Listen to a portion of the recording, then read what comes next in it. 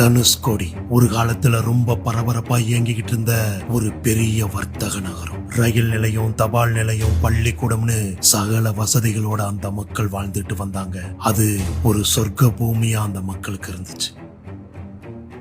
ஆனா அப்பேற்பட்ட சொர்க்க பூமி ஒரே இரவுல காணாம போனதுதான் ஒரு மிகப்பெரிய சோகம். 1964 வந்த ஒரு ராட்சத புயல் ஒட்டுமொத்த ஊரையும் கடலுக்குள்ள இழுத்துட்டு போயிடுச்சு. அங்க வாழ்ந்த ஆயிரக்கணக்கான மக்கள் துடிதுடிச்சு இறந்து போனாங்க. ஆனா அன்னைக்கு இறந்தது மக்கள் மட்டும் இல்ல, அந்த அழகான நகரமும் தான். அப்படி அன்னைக்கு இறந்து போனவங்களோட ஆத்மா இன்னைக்கும் அந்த இடத்துலயே சுத்தி வருது அப்படின்னும், இரவு நேரத்துல அந்த கடலுக்குள்ள அவங்களோட அலறல் சத்தம் கேட்கும் அப்படின்னும் அந்த பகுதி மக்கள் சொல்றாங்க. இதையெல்லாம் கேள்விப்பட்ட கார்த்திக் எப்படியாவது அந்த இடத்துக்கு போகணும்னு ஆசைப்படுறான். கார்த்திக் பேய்களை பத்தியும் ஆவிகளை பத்தியும் ஆராய்ச்சி பண்றவன். அவங்கிட்ட பேய் பிசாசுன்னு எதை சொன்னாலும் அவன் நம்பவே மாட்டான். காரணம், இந்த உலகத்துல பேய்ங்கிற ஒன்னே இல்ல, அதெல்லாம் மனுஷங்களோட மனப்பிரம தான் அப்படின்னு ரொம்ப ஸ்ட்ராங்கா நம்பக்கூடியவன். அதனால எங்க பேய் இருக்குன்னு யார் சொன்னாலும் அங்க போய் தங்கி பேய் இல்லைன்னு நிரூபிக்கிறது தான் இவனோட தலையாய கடமை. அப்பேற்பட்ட இவனுக்கு தனுஷ்கோடிய பத்தி தெரிய வருது. அந்த இடத்தை பார்த்து மக்கள் எல்லாம் அஞ்சு நடுங்குறாங்க அப்படிங்கறத கேள்விப்பட்ட இவன் எப்படியாவது அங்க போகணும், அங்க போய் ஒரு நாள் தங்கணும், அங்க தங்கி அந்த இடத்துல எதுவுமே இல்லைன்னு நிரூபிக்கணும்னு சபதம் எடுக்கிறான். அதுக்கப்புறம் தான் அங்க போகணுங்கிற ஏற்பாடெல்லாம் ரொம்ப சீக்கிரமா பண்றான். அப்போ அந்த பகுதியில இருக்க ஒரு மீனவரை சந்திச்சு, நான் இரவு நேரத்துல அங்க போகணும், என்ன கொண்டு போய் படகுல விடுங்க அப்படின்னு அவங்க கிட்ட காசை கொடுத்து கேக்குறான். அவரும் வறுமையோட உச்சத்துல இருந்ததுனால வேற வழியே இல்லாம அந்த காசை வாங்கிட்டு அவனை கொண்டு போய் அங்க இறக்கி விட சம்மதிக்கிறாரு. இப்போ சாயங்காலம் 7 மணி. சூரியன் மறைஞ்சு அந்த மொத்த தனுஷ்கோடியும் பயங்கரமா இருட்டாக ஆரம்பிக்குது. அந்த இருட்டுல கார்த்திக்கும் அந்த மீனவரும் ஒரு பழைய படகுல தனுஷ்கோடியை நோக்கி போய்கிட்டு இருக்காங்க. இப்போ அந்த படகு கடற்கரை அடையுது. அப்படி அடைஞ்சதுமே அந்த மீனவருக்கு கை காலெல்லாம் நடுங்க ஆரம்பிக்குது. தம்பி சீக்கிரம் இறங்குங்க, நான் இங்க இருந்து போகணும் அப்படின்னு சொல்றாரு.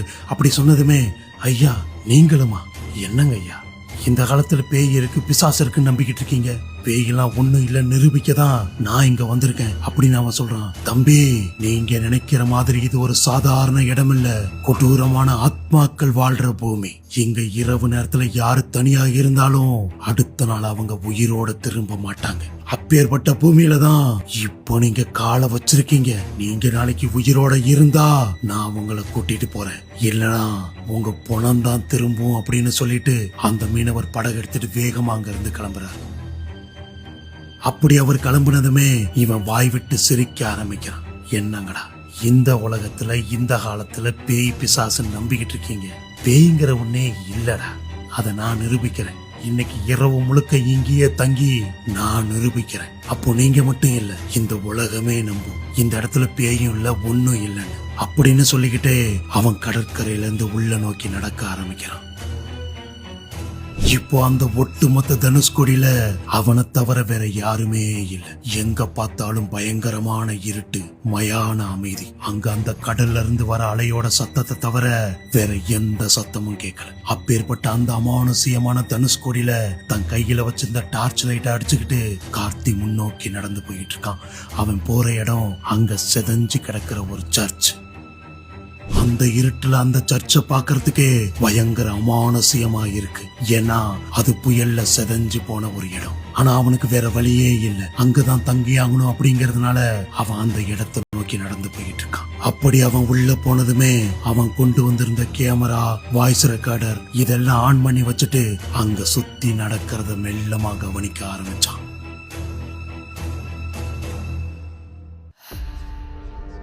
இப்போ மணி சரியா இரவு 10. அந்த தனுஷ்கோடியில பயங்கர குளிர்ச்சியான காத்து வீச ஆரம்பிக்குது. அந்த குளிர்ச்சியான காத்துல அவனுக்கு உடம்பெல்லாம் நடுங்க ஆரம்பிக்குது. அந்த நேரத்துல அவன் வாய் விட்டு சிரிக்கிறான். என்னடா, நான் வந்து 3 மணி நேரம் ஆகுது, இங்க பேய் இருக்கு பிசாசு இருக்குன்னு சொன்னீங்களே, ஒன்னத்தையும் காணா, ஒருவேளை பேயெல்லாம் என்ன பார்த்து பயந்து ஓடிருச்சோ அப்படின்னு சொல்லி அவன் வாய் விட்டு சிரிக்க ஆரம்பிக்கிறான். இங்கேடா பேய் இருக்குன்னு நம்புறீங்க? இங்க பேயெல்லாம் இல்லடா, இரவு நேரத்துல பயங்கர குளிர்ச்சியான காத்து மட்டும்தான் இருக்கு அப்படின்னு அவன் தனக்கு தானே சொல்லிக்கிறான். சரி, வந்ததே வந்துட்டோம், நைட்டு ஃபுல்லா இங்கேயே தூங்கிட்டு காலையில கிளம்பி போலாம் அப்படின்னு அவன் கண்ணை மூடி அங்கேயே படுக்க ஆரம்பிக்கிறான். இப்போ சரியா ராத்திரி 1 மணி. அந்த நேரத்துல அங்க வீசிக்கிட்டு இருந்த அந்த பயங்கரமான காத்து மொத்தமா காணாம போகுது. அது மட்டும் இல்லாம அந்த கடல் அலையோட சத்தமும் அமைதியாகுது. இப்போ மொத்த தனுஷ்கோடியும் மயான அமைதியில இருக்கு. சுத்திலும் பயங்கரமான இருட்டு. அந்த நேரத்துல கார்த்திக் கண்ணை முழிச்சு பாக்குறான். அவனுக்கு கொஞ்சமா பயம் வருது. என்னடா அது, வீசிக்கிட்டு இருந்த காத்தையும் காணா, அந்த கடலால சத்தமும் கேட்க மாட்டேங்குது அப்படின்னு அவன் குழம்பி போய் உட்கார்ந்துருக்கான். அந்த நேரத்துல அந்த சர்ச்சில் பயங்கரமா வாடை அடிக்க ஆரம்பிக்குது. அது சாதாரண வாடை இல்ல, ஒரு மீன் இறந்து அழுகி போனா எப்படி ஒரு வாடை வருமோ அப்படிப்பட்ட வாடை அந்த செதஞ்சு போன சர்ச்சு முழுக்க வீச ஆரம்பிக்குது. அந்த வாடையினால அவனுக்கு வயிற்றெல்லாம் கொமட்டிக்கிட்டு வருது. அந்த நேரத்துல அவன் பயந்து போய் உட்கார்ந்து இருக்கும் போது சர்ச்சு வாசல்ல சதக் சதக் சதக் அப்படின்னு ஈரமான உடம்போட அந்த மண்ணுல யாரோ நடந்து போற மாதிரி சத்தம் கேக்குது. அந்த சத்தத்தை கேட்டு அவன் கொஞ்சமா பயப்பட ஆரம்பிக்கிறான். அப்படி பயந்துகிட்டு இருக்கும் போது திடீர்னு தூரமா கேட்டுக்கிட்டு இருந்த அந்த சத்தம் அவனை நோக்கி நடந்து வர மாதிரி அவனுக்கு கேக்குது. அதை பார்த்து அவன் நடுங்க ஆரம்பிக்கிறான். ஆனாலும் மனசுல தைரியத்தை வரவழைச்சுக்கிட்டு பக்கத்துல இருந்த அந்த டார்ச் லைட்டை எடுத்து அந்த சத்தம் கேட்கிற திசையை நோக்கி அடிக்கிறான். அப்போ அந்த வெளிச்சத்துல அவன் பார்த்த காட்சி அவனை தூக்கி வாரி போடுது.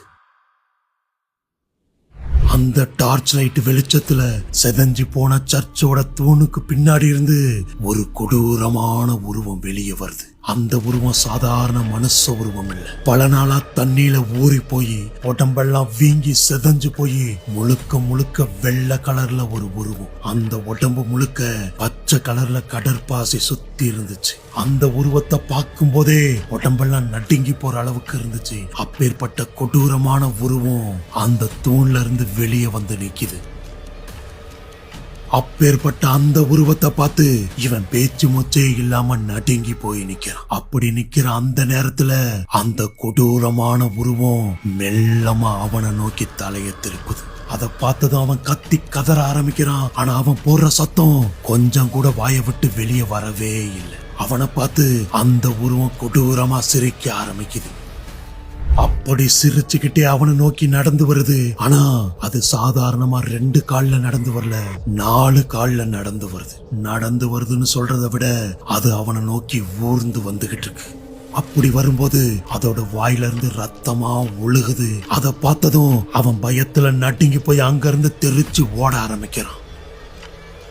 அப்படி ஓடுற அவனுக்கு இருட்டுல எதுவுமே தெரியல, எங்க போறதுன்னு தெரியல. ஆனாலும் உயிரை கையில புடிச்சுக்கிட்டு அந்த மண்ணுல விழுந்து எந்திரிச்சு ஓடிக்கிட்டே இருக்கான். அப்படி ஓடிக்கிட்டே இருக்கும் போது பின்னாடி இருந்து சதக் சதக் சதக் அப்படிங்கிற சத்தமும் அவனை பின்தொடர்ந்து வந்துகிட்டே இருக்கு.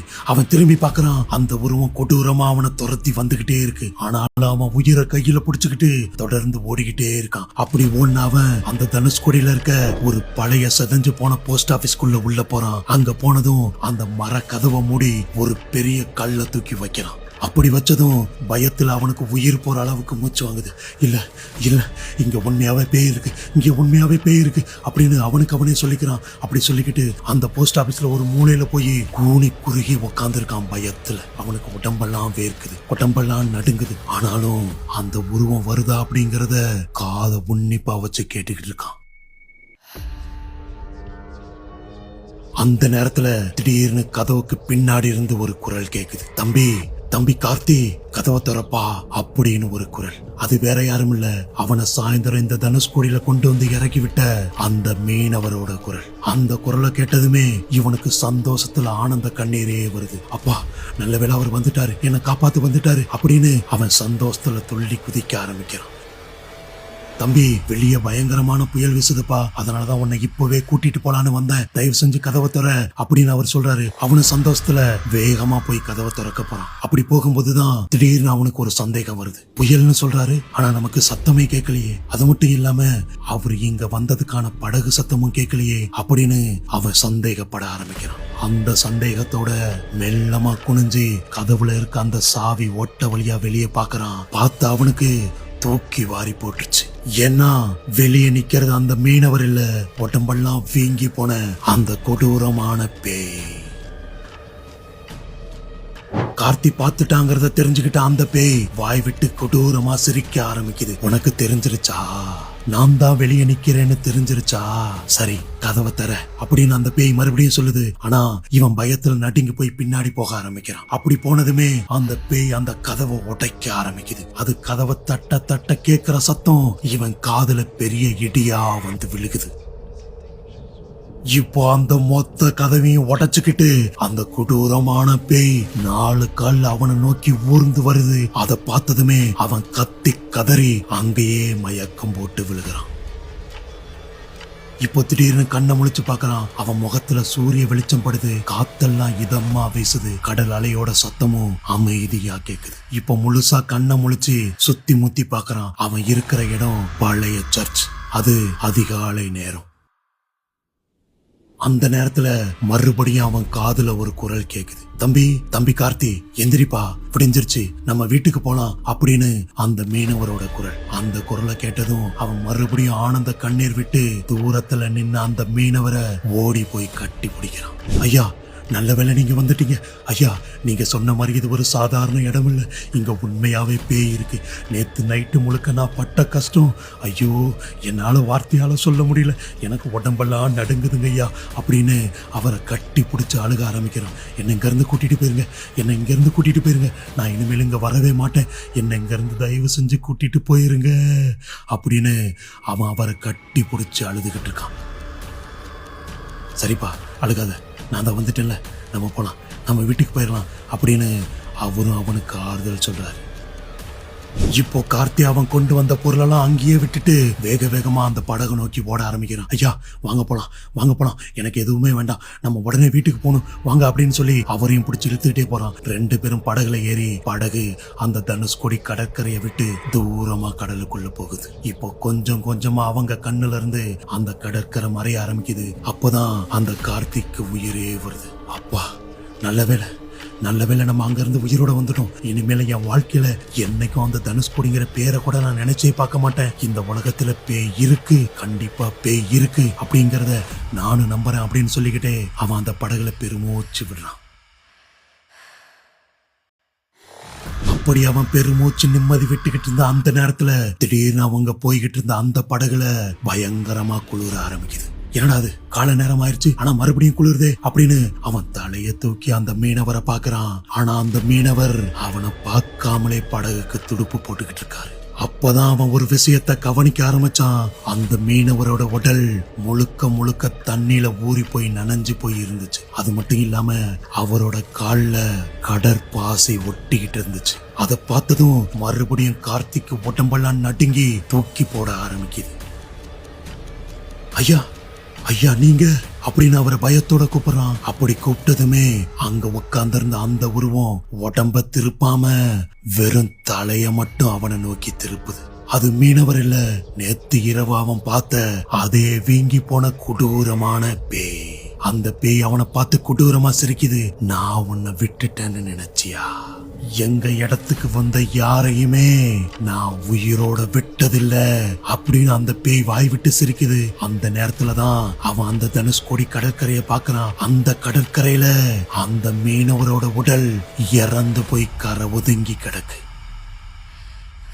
அப்போதான் அவனுக்கு புரியுது, அந்த மீனவரோட உடல் உருவத்துல வந்தது அதே கொடூரமான பேய் அப்படின்னு. அதை பார்த்துதான் அவன் அங்கிருந்து தப்பிச்சு ஓட முயற்சி பண்றான். ஆனா அவன் இருக்கிறதே நடு கடல். அந்த நடு கடல்ல அந்த கொடூரமான பேய் கிட்ட மாட்டிக்கிட்டு அவன் தவிச்சுக்கிட்டு இருக்கான். அதை பார்த்து மறுபடியும் அந்த பேய் கொடூரமா சிரிக்குது. அது சிரிக்கிற சத்தம் அந்த தனுஷ்கோடி முழுக்க கேக்குது.